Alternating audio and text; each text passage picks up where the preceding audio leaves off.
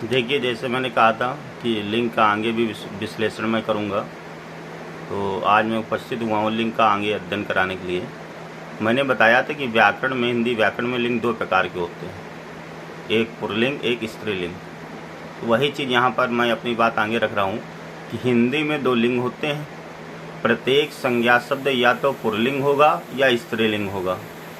जो शब्द होंगे, संज्ञा के जो प्रयोग किए जाएंगे, या तो वो पुल्लिंग होंगे या स्त्रीलिंग होंगे, क्योंकि वाक्य में इसके बिना जोड़े, अगर आप सोचें कि बिना संज्ञा शब्द को जोड़े कोई वाक्य पूरा हो जाए तो ऐसा नहीं हो सकता।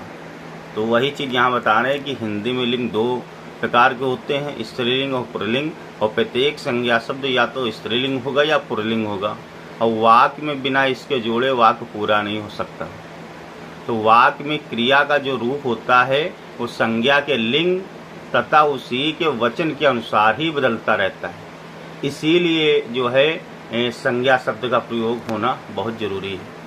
अब जैसे घोड़ा दौड़ता है, तो घोड़ा दौड़ता है या घोड़ी दौड़ती है या आदमी दौड़ता है या रमेश दौड़ता है, ये शब्द रमेश हुए, घोड़ा हुए, घोड़ी हुए, ये क्या हुए? ये आपके लिंग हुए। इन्हीं के अनुसार क्रिया चलेगी। इसलिए बताया गया है कि लिंग का जो प्रयोग है वो बहुत ज़रूरी है वाक्यों में।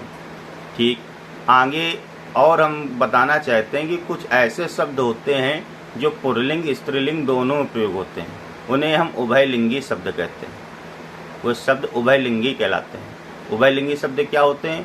कुछ ऐसे शब्द होते हैं जिनका प्रयोग दोनों लिंगों में हो सकता है, ठीक है, लेकिन इन शब्दों में लिंग परिवर्तन नहीं होता। अगर आप सोचें इन शब्दों में लिंग परिवर्तन हो जाए तो वो नहीं होता।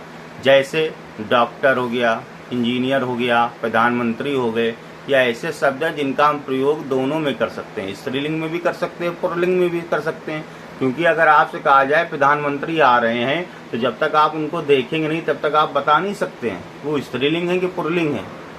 या इंजीनियर से मिल लो, तो इंजीनियर से मिल लो, आप ऐसा नहीं बता सकते कि इंजीनियर आपका स्त्रीलिंग है कि पुल्लिंग है, उसके लिए आपको उनसे मिलना पड़ेगा। और डॉक्टर का प्रयोग भी इसी तरीके से। इसलिए कुछ ऐसे शब्द होते हैं जो उभयलिंगी होते हैं, जिनका प्रयोग हम दोनों में कर सकते हैं, ठीक है। साधारण भाषा में अगर हम कहें कि लिंग को क्या पुल्लिंग स्त्रीलिंग कैसे पहचानते हैं, साधारण भाषा में कहें तो ये कह सकते हैं कि जो शब्द पुरुष जाति का बोध कराता है वह पुल्लिंग, और जो स्त्री जाति का बोध कराता है वह स्त्रीलिंग होता है।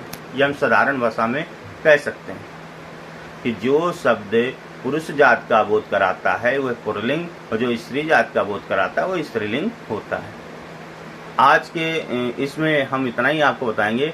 आगे हम आपको वीडियो एक और अपलोड करेंगे जिसमें पुल्लिंग और स्त्रीलिंग की पहचान करना बताएंगे कि किस प्रकार से आप पहचान सकते हैं या किस प्रकार से आप परिवर्तन कर सकते हैं पुल्लिंग और स्त्रीलिंग।